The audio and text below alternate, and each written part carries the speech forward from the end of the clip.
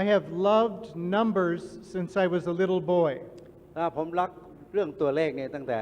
สมัยเป็นเด็กๆเลยทีเดียว And mathematics is my favorite subject in school. แล้วก็วิชาคณิตศาสตร์เป็นวิชาที่ผมชอบในที่ตอนเรียนหนังสือ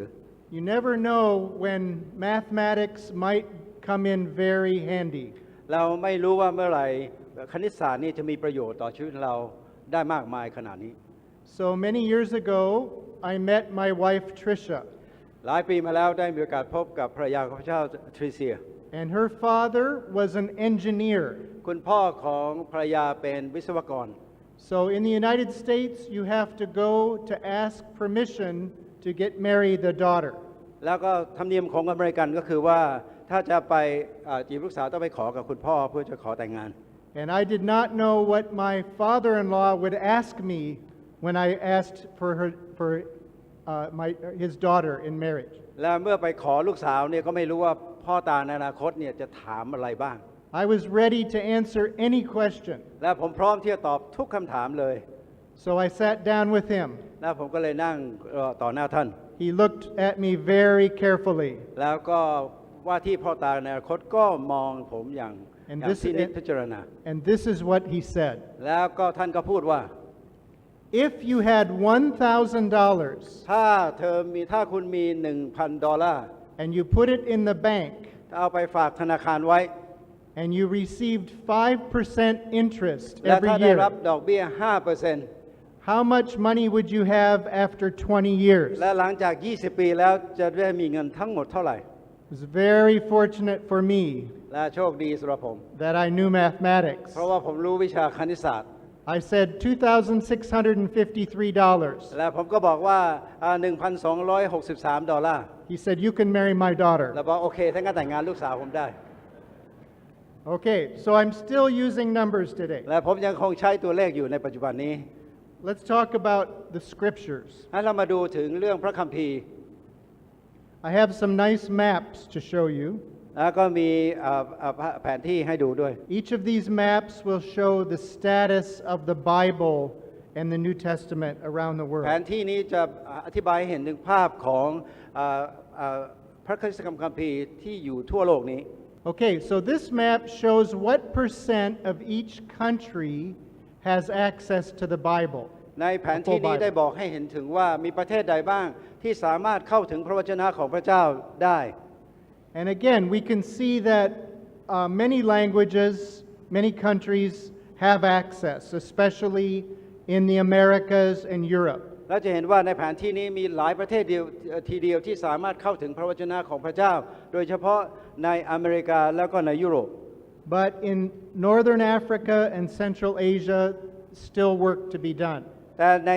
ทางแอฟริกาตอนเหนือกับเอเชียกลางเนี่ยดูเหมือนยังมีงานต้องทำอีกเยอะ So this is the whole Bible. อันนี้พูดถึงพระคัมภีร์ทั้งเล่ม Now, if we move to the New Testament, ถ้าเราไปดูเฉพาะพระคัมภีร์ใหม่ situation is maybe a little bit better สถานการณ์อาจจะดูดีกว่า because there are New Testaments in many languages that don't have a full Bible. เพราะว่ามีพระคัมภีร์ใหม่อยู่ในภาษามากมายมากกว่าในภาษาในหลายประเทศที่มีแค่เฉพาะพระคัมภีร์เดิมและพระคัมภีร์ใหม่ทั้งเล่ม And then if we move to portions, แล้วถ้าเราไปถึงเฉพาะบางส่วนของพระคัมภีร์บางเล่ม which are usually Gospels like เช่น Matthew, อาจจะ Mark, มีพระกิต Luke, ติ or คุณมั John, ทธิ มัทธิวลูกาเหล่านี้ now it's a little bit better, และภาพก็จะดูดีขึ้นไปอีก but you can still see gaps แต่เราก็ยังเห็นมีช่องว่างที่ยังไม่ครอบอยู่ where people in various languages do not have even a portion. คนในหลายภาษาก็ยังไม่สามารถมีพระวจนะของพระเจ้าเฉพาะบางส่วนได้ This is a map of countries. อันนี้เป็นแผนที่ของประเทศทั้งหลาย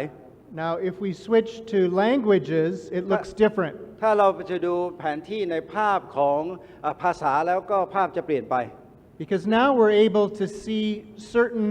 languages even in countries that have whole Bibles. เราจะเห็นว่าในแผนที่นี้บางภาษาเนี่ยแม้ว่าในประเทศทั้งประเทศจะมีพระคัมภีร์ทั้งเล่มแล้วก็ตามแต่ในบางภาษายังมีช่องว่างอยู่ So now there are gaps all over the world. เราจะเห็นมีช่องว่างอยู่ทั่วโลกเลยทีเดียว And some are very, very small tribes In Brazil, in the Amazon, บางภาษาเป็นภาษาชนเผ่าที่คนชุมชนเล็กๆเท่านั้นเองอย่างเช่นชนเผ่าในอเมซอนลุ่มแม่น้ำอเมซอนในบราซิล and others are very large languages in China and other places และ with, บางที่ก็อาจจะมีภาษาใหญ่พอสมควรอย่างเช่นในประเทศจีนหรือในที่อื่นๆด้วยเช่นกัน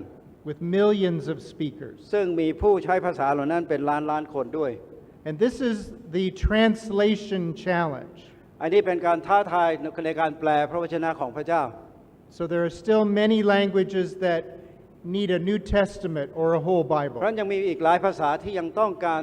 พระคัมภีร์ใหม่และพระคัมภีร์ทั้งเล่มที่เป็นในภาษาของเขา This is a special way to look at the world's languages. อันนี้เป็นอีกวิธีพิเศษที่เราจะดูภาษาต่างๆในโลกนี้ Each square represents the size of that language in relation to the whole world. ช่องสี่เหลี่ยมนี้เป็นตัวแทนของขนาดของภาษาต่างๆในโลกนี้ So here, and the dark blue means that they have a Bible. สีฟ้าเข้มนั้นเป็นภาพสะท้อนให้เห็นว่าเขามีพระคัมภีร์ทั้งเล่มแล้ว So this shows the good news อันนี้เป็นข่าวดี about the Bible. เกี่ยวกับเรื่องพระคัมภีร์คัมภี You ร์ see, all the world's biggest languages have the Bible. เราจะเห็นว่าภาษาใหญ่ๆในโลกนี้ส่วนใหญ่แล้วก็มีภาษาครบถ้วนทั้งพระคัมภีร์เดิมและพระคัมภีร์ใหม่ Some of those are maybe getting a little bit old and need to be และ translated บาง again. ฉบับอาจจะเป็นภาษาที่ค่อนข้างเก่าแล้วจำเป็นจะต้องมีการแก้ไขปรับปรุงใหม่ But you can see the yellow squares, they have no Bible. แต่ในสีเหลืองๆหรือขาวๆนั้นก็จะเป็นภาษาที่สีเหลืองก็จะเป็นที่ไม่มีพระคัมภีร์ในภาษาของเขา You can't see their names because they're too small. แล้วเราอ่านชื่อตรงนั้นไม่ได้เพราะว่าตัวหนังสือเล็ก But it shows that there are many hundreds of smaller languages that need scripture แต่ก็ translation. สะท้อนให้เห็นภาษาเป็นร้อยภาษาทีเดียวที่ยังไม่มีพระวจนะของพระเจ้าในภาษาของเขา We actually list some of those, the largest in each category. อันนี้เป็นลิสต์ของภาษาต่างๆตามประเภท So if we start at the bottom, we can see which Bibles serve the most people. เราจะดูจากข้างล่างขึ้นไปนะฮะจะเห็นว่าพระคัมภีร์ฉบับไหนบ้างที่ได้เป็นภาษาที่ได้ใช้กับคนส่วนใหญ่ So the Chinese Bible is the biggest, แล้วก็ภาษาจีนก็พระคัมภีร์จีนก็เป็นภาษาใหญ่สุด then Spanish, then English, แล้วก็ภาษาสเปนแล้วก็ภาษาอังกฤษ and then a big surprise, Bengali. แล้วก็อีกน่าประหลาดใจคือภาษาบังกาลี There are not many Christians among the Bengali และ speakers, แม้ว่ามีจำนวนคริสเตียนไม่มากนะที่ใช้ภาษาบังกาลี but it is actually the world's largest Muslim language, แต่แท้จริงแล้วเป็นภาษาของมุสลิมที่ใหญ่ที่สุดในโลก and it is the second largest Hindu language. และภาษาที่ใหญ่ที่สองก็คือภาษาฮินดู So Bengali is a very strategic language. แล้วภาษาเบงกาลีจึงเป็นภาษาที่สำคัญเป็นยุทธศาสตร์สำคัญ If we go to the light blue, we see New Testament, และถ้าเราดูสีฟ้านั้นก็จะพูดถึงว่าที่มีพระคัมภีร์ใหม่ and we see various forms of Arabic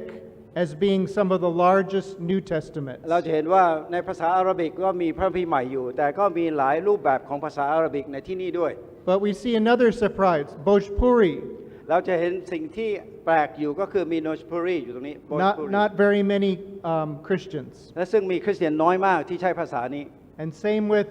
Northern Uzbek, แล้วก็เช่นเดียวกันกับทางเหนือทางอุซเบก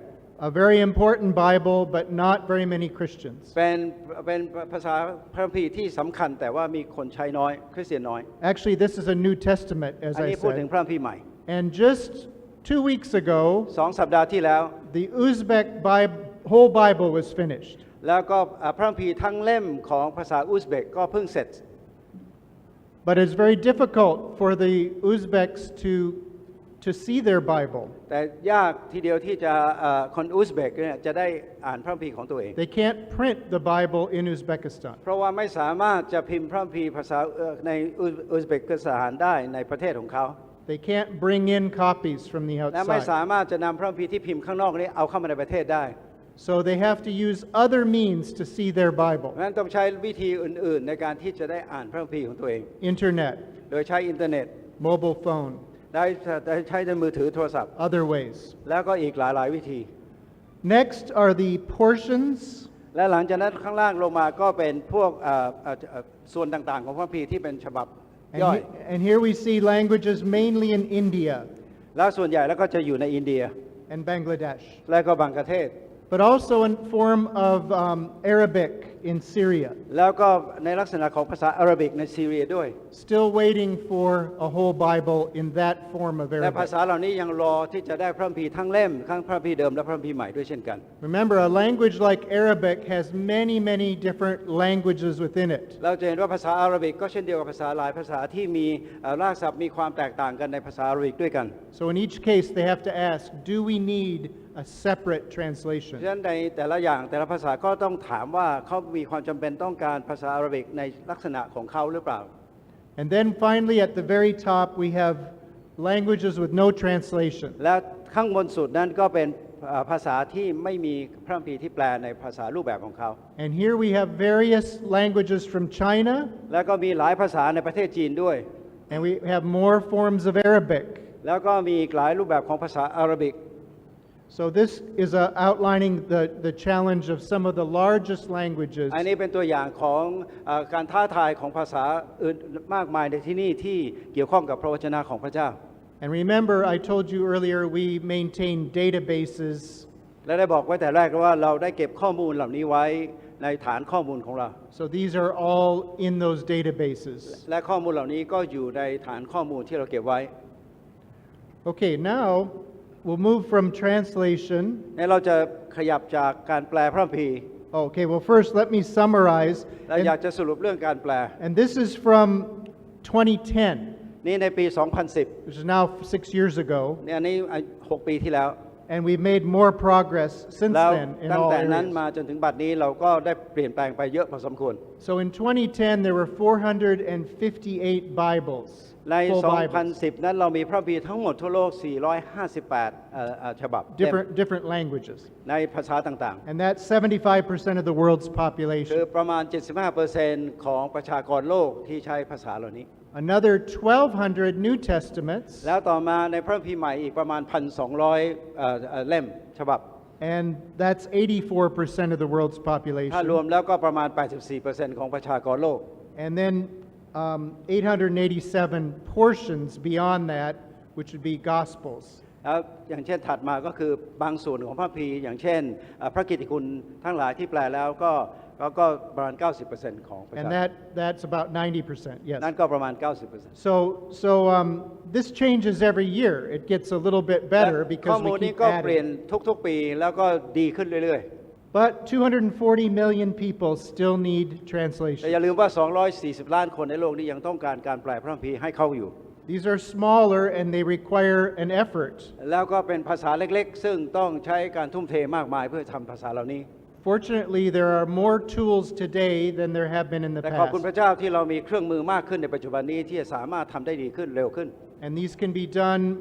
in some cases, much faster than they were done และใน 20, บาง 30 กรณี years แล้ว ago. ก็ทำให้เราสามารถทำได้เร็วขึ้นด้วย แล้วก็สามารถทำได้ถูกต้องยิ่งขึ้นด้วยเช่นกัน But you have to agree, there's nothing like hearing the Bible in your own language. และเราต้องยอมรับว่าไม่มีอะไรดีเท่ากับการได้อ่านพระคำของพระเจ้าได้ยินพระสุนทรในภาษาของเราเอง So the first challenge is the translation of งั้น the scripture. การท้าทายแรกก็คือการแปลพระคัมภีร์พระวจนะของพระเจ้า And this is, even though we're talking about particular languages here, แม้ว่าเราจะพูดถึงภาษาบางภาษาในที่นี่ก็ตาม this is an unending task to keep translating the แต่ scripture. นี่เป็นภารกิจที่ไม่มีวันหมดสิ้น มันจะต้องเกี่ยวข้องในการแปลพระวจนะของพระเจ้าต่อไปเรื่อย I was in a group of people a few months ago, ๆผมมีโอกาสได้อยู่กับคนกลุ่มหนึ่งเมื่อหลายเดือนที่แล้ว and they said, we need a new translation in English for young people who don't read anymore. เขาบอกว่าเราต้องการพระคัมภีร์ในฉบับภาษาอังกฤษใหม่ให้กับคนหนุ่มสาวรุ่นใหม่ที่ไม่ค่อยได้อ่านพระคัมภีร์อีกแล้ว A translation that matches oral culture and digital oral culture. แล้วก็ต้องเป็นพระคัมภีร์ที่แปลมาให้เหมาะกับเด็กรุ่นใหม่คนรุ่นใหม่ที่ส่วนใหญ่ใช้ภาษาพูดมากกว่าภาษาอ่านและเขียนแล้วก็เป็นพวกดิจิทัลทั้งหลาย Maybe a tweet Bible. อาจจะเป็นพระคัมภีร์ทวีตก็ได้ Everything in 140 characters. คืออยู่ในกรอบของ140ตัวอักษรเท่านั้นเอง So people are always trying to continue translating then. แล้วหลายคนก็พยายามที่จะพัฒนาปรับปรุงการแปลไปเรื่อย But the next challenge is a more difficult challenge. ๆอันท้าทายอันถัดไปนี้ก็ยากกว่าอีก And that is, how do you distribute the scripture? ก็คือเราจะกระจายเผยแพร่พระวจนะของพระเจ้าออกไปได้ยังไง In 1963, ใน 1963 the United Bible Societies tried to come up with a strategy for distribution. สมาคมพระคริสตธรรมสากลได้วางยุทธวิธีในการที่จะประกาศจำหน่ายจ่ายแจกพระวจนะของพระเจ้าออกไปทั่วโลก And they came up with this idea: แล้วก็มาด้วยแนวความคิดนี้ a Bible for every Christian home. พระคัมภีร์ทั้งฉบับทั้งเล่มให้กับบ้านครอบครัวเรือนคริสเตียนทุกครัวเรือน A New Testament for every Christian. คริสตชนทุกคนมีพระคัมภีร์ใหม่เป็นของตนเองหนึ่งเล่ม And a portion for all literate non-Christians. ผู้ที่ยังไม่เชื่อซึ่งอ่านออกเขียนได้รับพระคัมภีร์บางส่วน So this would be a way to try to produce enough Bibles to match this particular นี่ need. เป็นวิธีหนึ่งที่จะสามารถนำพระวจนะของพระเจ้าไปถึงคนทั้งหลายได้ Note that this falls short of dealing with non-literate population. แต่อันนี้ทั้งหมดนี้ก็ยังให้เห็นว่ายังขาดที่จะเข้าถึงคนที่อ่านออกเขียนไม่ได้อ่านไม่ได้เขียนไม่ได้ด้วย So beyond this distribution, we would need an oral นั้น distribution. นอกจากการประกาศจำหน่ายจ่ายแจกในรูปแบบนี้แล้วเรายังต้องไปเข้าถึงคนที่ต้องใช้ภาษาพูดอย่างเดียวด้วยเช่นกัน And this is a very important subject today. อันนี้เป็นหัวข้อสำคัญของปัจจุบันนี้ We can have a literate strategy, but we have to have an oral strategy เรา as มี well. ยุทธวิธีของคนที่อ่านออกเขียนได้ขณะเดียวกันเราต้องมียุทธวิธีสำหรับคนที่ไม่สามารถอ่านออกเขียนได้ด้วยเช่นกัน And the orality people การใช้ภาษาพูดทั้งหลาย are telling the literate people บอกกับคนที่อ่านออกเขียนได้ว่า not only do many people not read, ไม่ใช่เพราะว่าหลายคนไม่อ่าน but many people who do read หลายคนที่อ่าน prefer oral means. ยังคงประสงค์อยากได้การได้ฟังได้ยินได้มากกว่าที่จะอ่าน So we have literate people with oral preference. เพราะเรามีคนที่อ่านออกเขียนได้แต่ไม่อยากอ่านแต่อยากจะ They ฟัง don't want to read, they want to hear เพราะเขาไม่อยากจะ stories. อ่านเขาอยากจะฟัง They want to เขาได้เห็น see เขาอยากจะ it. เห็น So this is an important development. อันนี้ before เป็ we น go การ on. พัฒนาเปลี่ยนแปลงใหม่ Now that looks pretty simple, อันนี้ดูเหมือนจะง่ายวิธีวิธีนี้ but it's not. แต่ไม่ง่ายจริง This is what it looks like for one language. อันนี้ตัวอย่างที่เห็นว่าเป้าหมายของภาษาเดียวเท่านั้นเอง So this is the Amhara people that speak Amharic, อันนี้คือภาษาอัมฮาริก and they're in Ethiopia. ที่เอธิโอเปีย So we have to do a number of calculations. นั้นก็มีการเก็บตัวเลขทั้งหลายไว้ How many people are in this group? ในกลุ่มภาษานี้เนี่ยมีประชากรเท่าไหร่ 21 million. ประมาณ 21 ล้านคน Really 22 million. 22 ล้านคน Household size, ขนาดของครัวเรือนมีขนาดเท่าไหร่ 4.5 is the ประมาณ average. 4.5 คนต่อครัวเรือน So there are 4.8 million households. ดังนั้นก็มีครัวเรือนทั่วประเทศเนี่ยในภาษานี้ประมาณ 4.8 ล้านครัวเรือน How many of them are Christians? แล้วมีสักกี่คนที่เป็นคริสเตียนในครัวเรือนนี้ Almost all of them, 99%. ถ้าจะบอกว่าประมาณเกือบ 99% เป็นคริสเตียน So then we have Christian households. แล้วเราก็บอกว่ามีจำนวนบ้านเรือนของคริสเตียนเท่าไหร่ But then who can read? แล้วต้องถามต่อไปว่าแล้วคนเหล่านี้มีใครที่อ่านออกเขียนได้ 35%. ประมาณ 35% เท่านั้นที่เขียนได้อ่านได้ So finally, the first goal, how many literate Christian households do we เพราะฉะนั้น have? เป้าหมายแรกก็คือว่าจำนวนคริสเตียนที่อ่านออกเขียนได้ในครัวเรือนเนี่ยมีเท่าไหร่ So how many Bibles do we need? เพราะฉะนั้นเราต้องการพระคัมภีร์ทั้งหมดกี่เล่มด้วยกัน So Bibles last 7 years เพราะฉะนั้นก็มีแผน 7 ปี in Ethiopia. ที่ในเอธิโอเปีย So a strategy would need 243,000 Bibles every year. เพราะฉะนั้นในแต่ละปีก็ต้องมี 240,000 เล่มต่อปีเพื่อจะไปถึงคนทั้งหมดใน 1.7 ล้าน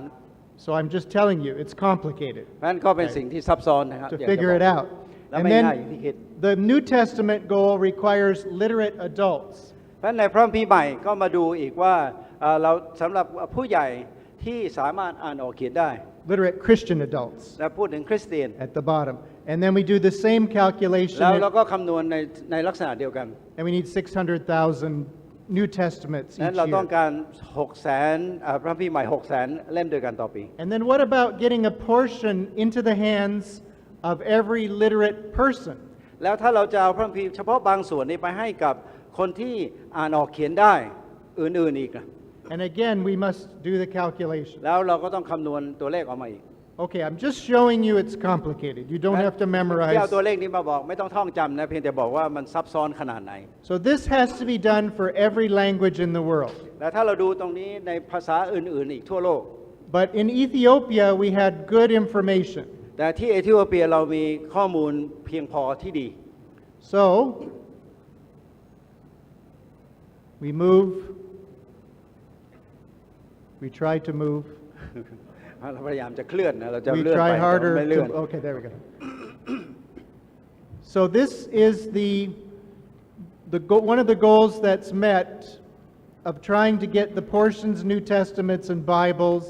อันนี้คือเป้าหมายที่เราอยากจะไปถึงในการที่จะเอาพระคัมภีร์บางส่วนไปให้กับคนทั้งหลายในชุมชนเหล่านี้ This tells us we need 1.8 million Bibles or portions per year. อันนี้พูดถึง 1.8 ล้านพระคัมภีร์เฉพาะบางส่วน And the churches there told us, and the Bible Society told us, that they distribute 190,000. และสมาคมพระคริสตธรรมที่นั่นก็บอกว่าเราแจกจ่ายไปได้ประมาณ 190,000 เล่มเท่านั้นเอง So that's only 10% of the goal. เลยพูดง่ายว่าประมาณ 10% ของเป้าหมายที่ตั้งไว้ And that's quite an annual shortfall. นั่นก็จะเห็นว่าทุกปีก็จะขาดไปมากมายขนาดนี้ Okay, more important now. This is what และ I สิ่ง wanted ที่ to สำคัญ show ต่อไป you. นี้ก็คือว่า So Ethiopia เอธิโอเปีย represents a challenge for Bible distribution. เป็นตัวแทนของการท้าทายการจำหน่ายจ่ายแจกพระวจนะของพระเจ้า Most of the languages have translations. ในภาษาอื่นส่วนใหญ่แล้วก็มีพระคัมภีร์ที่แปลภาษาของเขาแล้ว But if you were trying to get one Bible for every family, แต่ถ้าเราพยายามจะเอาพระคัมภีร์สักเล่มหนึ่งไปให้กับแต่ละครอบครัวได้ a New Testament for every Christian adult, แล้วก็พระคัมภีร์ใหม่ให้กับคริสเตียนที่เป็นผู้ใหญ่แล้ว and แต่ a ละคนทุกคน portion, and a gospel or portion for every person in Ethiopia, แล้วพระคัมภีร์เฉพาะบางส่วนให้กับคนที่ทุกคนที่อยู่ในเอธิโอเปียที่อ่านออกเขียนได้ this is how they're doing on that particular goal. อันนี้ก็จะให้เห็นตัวอย่างว่าในเป้าหมายนี้เราไปได้แค่ไหนเอง So it's very difficult to do the distribution. เพราะฉะนั้นการจำหน่ายจ่ายแจกเผยแพร่ก็เป็นสิ่งที่ยากมากทีเดียว And now, of course, we have other means of distribution through films and audio scriptures and so on. แต่ปัจจุบันนี้เรามีวิธีใหม่อื่น ๆ ที่เราสามารถเผยแพร่ไปได้อย่างเช่นใช้เป็นภาพยนตร์บ้างใช้เสียงหรือไปทางเสียงด้วย Okay, so now let's look at some maps that show how well we are doing. แล้วให้เรามาดูแผนที่ว่าเราทำงานมาได้ดีขนาดไหนในปัจจุบัน And this is Bible distribution goals met per country, by country. อันนี้เป็นเป้าหมายของการจำหน่ายจ่ายแจกเผยแพร่พระคัมภีร์ในแต่ละประเทศ You see countries like the United States ตัว or อย่างเช่นประเทศสห Brazil, รัฐอเมริกา South Africa, แอฟริกาใต้ but even North Africa doing pretty well. แม้แต่แอฟริกาช่วงตอนเหนือนี่ก็ยังทำได้ดีพอสมควร Why is North Africa doing so ทำ well? ไมแอฟริกาตอนเหนือทำได้ดี Because there are very few Christians and you need very few Bibles. เพราะว่ามีจำนวนคริสเตียนน้อยมากที่นั่น และเขาต้องการพระคัมภีร์น้อยมากเหมือนกัน But we see whole sections of Africa แต่ถ้าเราดูแอฟริกาทั้งหมดเลยทั้งทวีป that need more Bibles distributed. ยังต้องการพระคัมภีร์อีกมากมายที่จะจำหน่ายจ่ายแจกไปถึงเขา And surprisingly, Europe and and Russia. น่าแปลกใจว่าที่ยุโรปโดยเฉพาะในรัสเซียนั้น And there are reasons for this. แล้วก็มีเหตุผลที่เป็นในรูปแบบนี้ Maybe in Europe, a lot of people don't want the Bible. อาจจะเป็นได้เพราะว่าในยุโรปหลายคนไม่ต้องการพระคัมภีร์ So that stops your ทำ distribution. ให้ไม่มีการขยายเผยแพร่ออกไปด้วยพระวจนะของพระเจ้า Let's look at New Testaments. ให้เราดูพระคัมภีร์ใหม่ New Testaments are even more difficult. แล้วพระคัมภีร์ใหม่ดูแล้วตรงนี้ก็ยิ่งยากขึ้นไปอีก Most of Africa does not have the New Testaments it needs. แอฟริกาโดยส่วนใหญ่โดยหลายประเทศเนี่ยไม่มีพระคัมภีร์ใหม่ตามที่เขาต้องการ And here places like China as well และ do ที่นี่ not. ในประเทศจีนก็เช่นเดียวกัน You'd have to zoom in to Thailand. I can't see it here. แล้ว It's เชื่อ too ว่าในประเทศ small. ไทยก็มันซูมไม่เห็นนะที่นี่ And then next we have portions. Look at portions. แล้วจากนั้นเรามาดูเฉพาะพระคัมภีร์เฉพาะบางส่วน So what this is say, portions, almost every country, most countries are falling short of getting a portion into the hands of every literate ประเทศ adult. ส่วนใหญ่ทั่วโลกก็จะขาดแคลนในเฉพาะพระคัมภีร์บางส่วน What's the reason for this? ทำไมถึงเป็นอย่างนี้ The reason is that most Bible translation has rightly been made for Christians. เพราะว่าการแปลพระคัมภีร์ส่วนใหญ่เราทำมาเพื่อให้กับคริสเตียนโดยเฉพาะ So I'm showing you two challenges here. มันมีการท้าทายสองอย่างด้วยกันในที่นี่ We've done terrific on translation, though there's still work to be done. เราทำงานได้อย่างเป็นเลิศเลยในการแปลพระคัมภีร์และยังมีงานที่ต้องทำอีกเยอะ But in distribution, แต่ในการจ่ายออกไปนั้น many of our Christian populations have too few Bibles and too few New Testaments. แล้วคริสเตียนเองก็มีพระคัมภีร์ไม่กี่เล่มเท่านั้นและพระคัมภีร์ใหม่อีกไม่กี่เล่ม And then, once we go beyond the Christian community, และเมื่อเราออกจากกรอบของชุมชนคริสเตียนแล้ว we see here most of the world does not have even a portion. เราจะเห็นว่าส่วนใหญ่ในโลกนี้แล้วเขาไม่มีเลยที่แม้แต่กระทั่งเฉพาะพระคัมภีร์บางเล่มเท่านั้นเอง And we need to really think about this เราจะ clearly. ต้องคิดถึงเรื่องนี้อย่างจริงจัง Probably we need a strategy for literates that will help change this. เพราะฉะนั้นมีความจำเป็นที่เราจะต้องมียุทธวิธีที่ดีกับเรื่องของการอ่านออกเขียนได้ในด้านนี้ด้วยเช่นกัน So we want literate Muslims, literate Hindus, เราต้องการ literate คนที่ Buddhists เป็นมุสลิมฮินดูหรือพุทธที่อ่านออกเขียนได้ to have access to a gospel. เพื่อจะเข้าถึงพระกิตติคุณของพระเจ้า But again, we must think in terms of oral strategies แต่เราต้อง too. ไม่ลืมที่จะต้องคิดถึงในยุทธวิธีของการใช้สื่อที่นอกจากการเขียน So between the literate strategy and the oral strategy, there is และ much work. ระหว่างยุทธวิธีระหว่างการคนที่อ่านออกเขียนได้กับคนที่ไม่อ่านออกเขียนได้หรืออ่านออกไม่สามารถอ่านออกเขียนได้หรือไม่อยากจะอ่านออกเขียนได้ด้วย Okay, now let's move beyond ให้เรามาดูถัดจากนี้ไป and talk about global mission and some of the challenges that we have. ให้เรามาดูพันธกิจโลกแล้วก็การท้าทายที่เรากำลังเผชิญอยู่ Next, I want to show you a picture of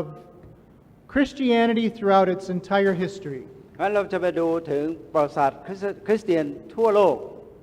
This is showing you three different things. ภาพนี้แสดงให้เห็นถึง3อย่างที่ต่างกัน From the time of Christ to the year 2050. ตั้งแต่ยุคสมัยของพระเยซูคริสต์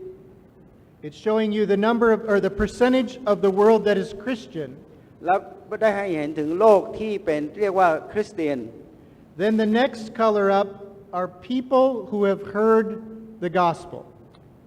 Percentage of people evangelize non-Christians. ในสีถัดขึ้นไปที่2นั้นจะพูดถึงคนที่เคยได้ยินข่าวประเสริฐของพระเยซูคริสต์ And the next color, which is most of the map here, or most of the chart, are unevangelized non-Christians. แล้วสีฟ้าที่เป็นพื้นใหญ่นั้นก็คือคนที่ไม่เคยได้ยินข่าวประเสริฐไม่ได้รับการประกาศข่าวประเสริฐไปถึงเขา Let's watch the progression over the years. ให้เรามาดูการก้าวหน้าการเจริญเติบโตตลอดในหลายปี First, we have this remarkable period in here. เราจะเห็นการเปลี่ยนแปลงที่น่าสนใจในตรงนี้ Remember, I told you for the first 1,000 years, ได้บอกไปแล้วว่า 1,000 ปีแรกนั้น most Christians were Africans and Asians. คริสเตียนส่วนใหญ่เป็นคนแอฟริกันและคนเอเชีย Yes, Christianity spread into Europe. และต่อมาก็เรื่องของคริสเตียนศาสนาก็เผยแพร่ขึ้นไปทางยุโรป But one of the most effective periods of Christian outreach was on the Silk Road. แล้วก็ช่วงที่มีการประกาศเผยแพร่ที่เกิดผลมากที่สุดก็คือช่วงที่เรียกว่าคริสเตียนบนเส้นทางสายใหม่ They didn't make it all the way to Thailand, และมาไม่ถึงประเทศไทย but they did get to China. แต่ไปถึงประเทศจีน And you can see that a lot of people heard the good news. และในระหว่างเส้นทางนี้ก็จะมีหลายคนได้ยินข่าวประเสริฐของพระเจ้า This period here was when most Christians were Europeans. แล้วในช่วงนี้เองเป็นช่วงส่วนใหญ่ที่คริสเตียนส่วนใหญ่แล้วเป็นคนยุโรป And you can see they did not have much effect on other people. แล้วก็สังเกตว่าจะไม่มีผลกระทบต่อคนชนชาติอื่น This period,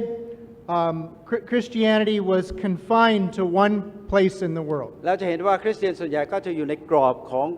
เฉพาะเขตบางเขตในโลกนี้เท่านั้น Europe and North America. ก็คือยุโรปกับอเมริกาเหนือ But something changed, แต่มีสิ่งที่เกิดเปลี่ยนแปลง and we're now in this final period, เรามาอยู่ในช่วงสุดท้าย a period of world Christianity. ก็คือ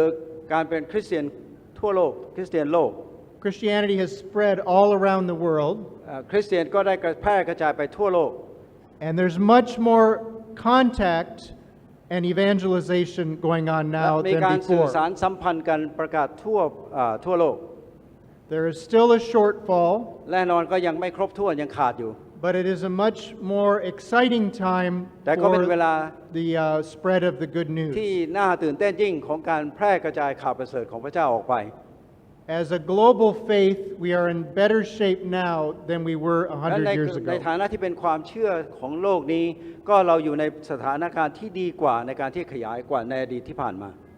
So this is a good time to be alive. อันนี้คือเป็นเวลาที่ดีที่เรามีชีวิตอยู่ณจุดนี้ของประวัติศาสตร์ Now, we still have the challenges I mentioned earlier. แล้วก็ยังมีการท้าทายอีกเหมือนที่ได้กล่าวไปแล้ว 86% of all Hindus, Buddhists, and Muslims do not personally know a Christian. จำได้ไหมว่า 86% ของคนที่เป็นมุสลิมฮินดูและพุทธไม่เคยได้รู้จักคริสเตียนสักคนหนึ่งในชีวิ So ต we still have the personal contact challenge. นั้นเราจะมีการท้าทายของการที่ได้สื่อสัมพันธ์ได้เกี่ยวข้องกันกับคนเหล่านั้นโดยส่วนตัว Many people are in a great hurry to evangelize the whole หลาย world. คนก็กระตือรือร้นในการที่จะออกไปประกาศทั่วโลก But you can't hurry past people, actual แต่เรา people. ไม่สามารถจะเร่งรีบจนกระทั่งเรามองข้ามคนทั้งหลายไป In the end, we need to have personal contact and friendship. เพราะที่สุดแล้วเราจำเป็นต้องมีความสัมพันธ์เกี่ยวข้องกับคนทั้งหลายเป็นความสัมพันธ์ส่วนตัวด้วย That's who we are as Christians. ก็คือในฐานะที่เราเป็นคริสเตียนนี่คือตัวของเรา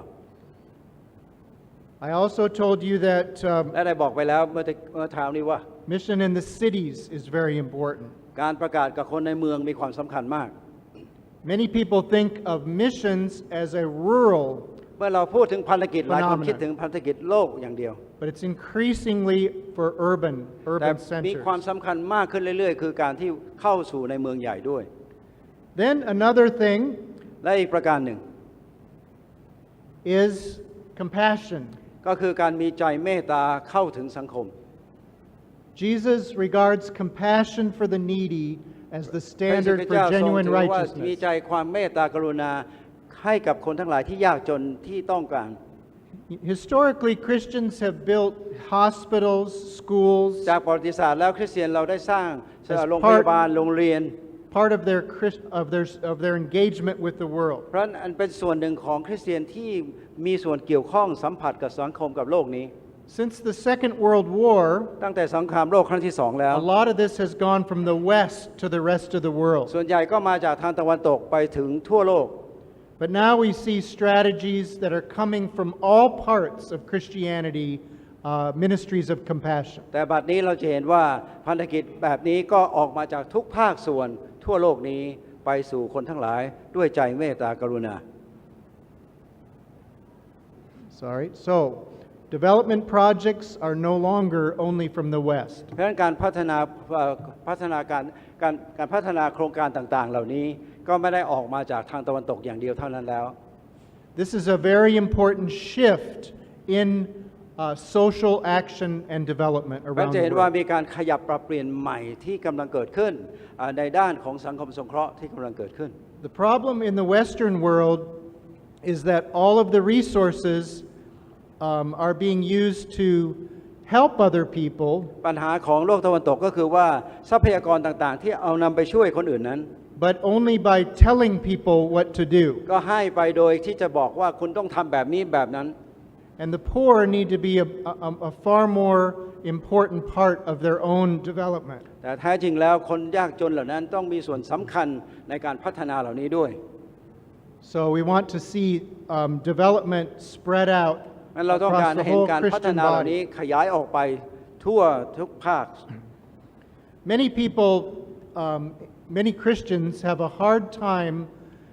bringing together the Christian message and social action. คริสเตียนหลายคนมีปัญหารู้สึกยุ่งยากที่จะเอาทั้งการช่วยเหลือสังคมสงเคราะห์แล้วก็เรื่องของคริสเตียนมาผสมกัน So as an example, remember I love to count things. อย่าลืมนะผมได้พูดไปแล้วว่าผมชอบตัวเลขและชอบนับตัวเลข So many years ago there was a big conference in the Philippines. หลายปีมาแล้วมีการประชุมใหญ่ฟื้นฟูใหญ่ที่ฟิลิปปินส์ And before this conference I studied rats. แล้วก่อนที่มีการประชุมประกาศใหญ่นั้นผมก็ได้มีโอกาสศึกษาเรื่องของหนู rats So I wanted to figure out how many rats there were in the world. แล้วอยากจะรู้ว่ามีหนูอยู่ในโลกนี้สักจำนวนเท่าไหร่ So I finally came up through research with the figure 20 billion rats. แล้วก็เลยได้ตัวเลขออกมาโดยประมาณว่ามีประมาณ 20,000 ล้านตัวด้วยกัน That at that time it's 5 rats for every person. มันหมายความว่าในเวลานั้นเนี่ยหนู5ตัวต่อคนในโลกนี้แต่ละคน So when the conference happened, the presenters they made fun of me. แล้วเวลาในที่ประชุมได้เวลาพูดอย่างนี้คนที่นำก็ทำก็หัวเราะ They said, "What's wrong with him? ว่าอาจารย์ผิดปกติหรือเปล่า He's even counting the rats." แล้วขนาดต้องไปนับหนูซะเลย But the irony was that the conference presenter แล้วประเด็นก็คือว่าคนที่นำเสนอในที่ประชุมนั้น was a leading advocate for the urban poor of the เพ world. ราะเป็นคนที่ต่อสู้เพื่อคนยากจนตามชนบทต่างๆในโลกนี้ In my research about rats, และในการวิจัยของข้าพเจ้าเกี่ยวข้องกับหนูเหล่านี้ I discovered that rats destroy 1/4 of the world's food supply every day. แล้วก็พบว่าแต่ละวันเนี่ยพวกหนูเนี่ยก็ทำลายผลผลิตของโลกเนี่ย1 ใน 4 How can you not care about rats งั้นเรา if จะ you ไม่ care ห่วงใย about เรื่องหนู people? ได้ยังไง So rats should be counted too. เพราะฉะนั้นเราต้องนับหนูด้วยเหมือนกัน By the way, now we think maybe 30 billion. แล้วปัจจุบันนี้อาจจะมีประมาณ 30,000 ล้านแล้วก็ได้ Don't be afraid. เพราะฉะนั้นอย่ากลัวนะตัวเลขเยอะ And I also mentioned และยังได้ religious พูดถึงเรื่องเหล่านี้ด้วย diversity. Religious diversity. และความแตกต่างของศาสนาต่าง I want to say again, ๆ และอยากจะพูดอีกครั้งว่า most of the books written about religions หนังสือต่างๆที่เขียนเกี่ยวกับศาสนานั้น are written by people who did not grow up with people in other religions. แล้วก็เป็นคนที่เขียนโดยคนที่ไม่ได้เกี่ยวข้องกับคนอื่นในศาสนาอื่นเลยซะส่วนใหญ่ I think that needs to change. แล้วผมเชื่อว่านี่จะต้องมีการเปลี่ยนแปลง And I remember when we were living in Singapore, แล้วจำได้ว่าเมื่อตอนที่เราอยู่ที่สิงคโปร์นั้น our little daughter Valerie was only 4 years old. แล้วลูกสาวของเราชื่อแวลลี่นั้นอายุตอนนั้นประมาณ4 ขวบเท่านั้นเอง And right before Christmas, she got very high fever. แล้วประมาณก่อนคริสต์มาสนั้นปรากฏว่าลูกสาวคนนี้ก็มีไข้สูงมาก In the middle of the night, we rushed her to the hospital. แล้วก็ในระหว่างในคืนนั้นเองเราต้องเอาเธอไปส่งโรงพยาบาล They began to take care of her there. แล้วก็หมอก็ต้องรีบดูแลรักษา We were in a room with 3 other families. เราก็อยู่ในห้องในโรงพยาบาลนั้นกับอีก3ครอบครัวที่นั่น Next to us was a Chinese Buddhist family. แล้วก็เตียงถัดไปนั้นก็เป็นเด็กที่เป็นลูกคนจีนที่เป็นนับถือพุทธ Next to them, a Malay Muslim family. แล้วก็อีกเตียงหนึ่งก็เป็นครอบครัวของคนป่วยที่เป็นมุสลิม And next to them, a South Asian Hindu family. แล้วก็อีกคนหนึ่งก็เป็นคนเอเชียใต้ที่เป็นฮินดูนับถือฮินดู But remember, I did not grow up among people of other religions. Sorry I did not grow up with อย่า people ลืม of ว่า other ผมไม่ religions. ได้เติบโตขึ้นท่ามกลางศาสนาอื่นๆนะ I'm an expert on religion, ผมเป็นผู้เชี่ยวชาญด้านศาสนา but I found it very difficult to interact แต่ with ก็รู้สึกว่า people. ยากมากที่จะไปพูดคุยสนทนากับคนเหล่านั้นกับ For- ศาสนาอื่น Fortunately, my 4-year-old got well very quickly. แล้วก็ขอบคุณพระเจ้าที่ลูกสาว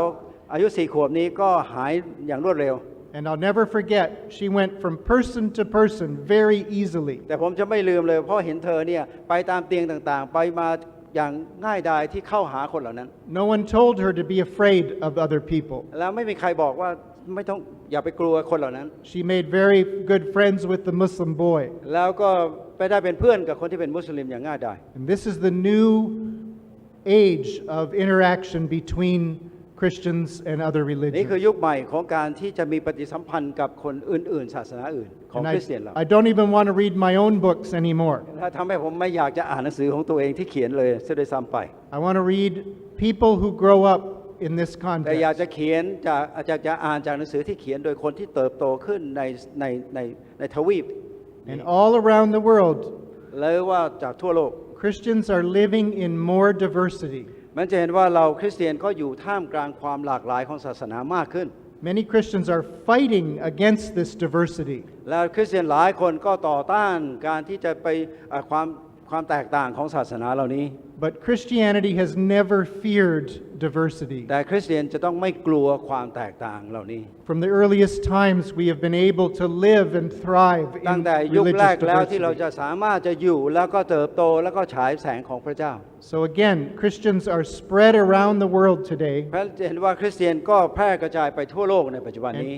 and there's many more people who have grown up in religious diversity. แล้วก็หลายคนกำลังเติบโตขึ้นท่ามกลางความหลากหลายของศาสนา We need that knowledge to be shared เรา around the เรา world. ต้องการความรู้เหล่านี้เพื่อเราจะแบ่งปันให้กับคนอื่นๆในทั่วภูมิภาคในโลกนี้ Okay, here's Southeast Asia. อันนี้เอเชียตะวันออกเฉียงใต้ Again, much diversity in terms of the different countries. มันจะเห็นมีความหลากหลายแตกต่างของแต่ละประเทศแล้วก็ในศาสนาด้วย So we can find ways in which to communicate แล้วเราจะต้องหา with วิ each ธีแล้ other. วการวิธีสื่อสารข่าวประเสริฐ This is what the population looks like in Southeast Asia. อันนี้เป็นประชากรที่อยู่ในเอเชียตะวันตกเฉียงใต้ So the squares on the left is in 1910 and on the right 2010. แท่งตรงซ้ายมือนี้ก็ 1,910 แล้วก็อันที่สองเป็น 2010 Each square represents 1% of the population. แล้วก็แต่ละช่องสี่เหลี่ยมก็เป็นตัวแทนของ 1% ของประชากร So we see Muslims and Christians have grown. ก็เห็นว่าทั้งมุสลิมและคริสเตียนก็กำลังเจริญเติบโตขึ้น Muslims are green, Christians are blue. นั้นก็มุสลิมเป็นสีเขียวคริสเตียนก็เป็นสีฟ้า As I said earlier, tribal religions have shrunk, ท่าน ethno-religions. ได้บอกแล้วว่าศาสนาชนเผ่าทั้งหลายนี่กำลังหดถอยลง แล้วก็คริสเตียนหรือศาสนาอื่นกำลังเพิ่มพูนขึ้น That's the brown. แล้วก็สีน้ำตาลนั้นคือ Okay. So, and here's the Christian population of Southeast อัน Asia. นี้ประชากรคริสเตียนในเอเชียตะวันตกเฉียงใต้ With the Philippines, you can see over on the right. เราจะเห็นว่าฟิลิปปินส์ก็เป็นจำนวนมากสุดกว่า And we 90% have Papua New Guinea แล้วมี and Papua New Guinea Indonesia, อินโดนีเซีย up all the way to Thailand แล้วก็ขึ้นมาจนถึงประเทศไทย and Burma. แล้วก็พม่า So this shows the context that we're in right now. อันนี้พูดถึงบริบทที่เรากำลังพูดถึงในเวลานี้ If you look at what percentage of all the Christians in Southeast Asia live in each country, ถ้าเราดูสถิตินี้ว่าจำนวนเปอร์เซ็นต์ของคริสเตียนที่อยู่ในภูมิภาคเอเชียตะวันตกเฉียงใต้นี้เป็นอย่างไร you see that the vast majority are in the Philippines, นั้นเราจะเห็นว่าจำนวนตัวเลขส่วนใหญ่ของคริสเตียนก็อยู่ที่ฟิลิปปินส์ and then Indonesia, แล้วต่อมาเป็นอินโดนีเซีย Vietnam, เวียดนาม Burma, พม่า and so on till แล้วก็ Thailand. แล้วก็ Thailand's ไทย very small, ไทยก็นิดเดียว but important. แต่ก็มีอยู่ Yeah. Okay, what should we do? แล้วเราควรจะทำอย่างไร I already said some of these เราได้พูดไปแล้วบ้าง points. Just to remind you as we finish this แล้วอยาก afternoon, จะ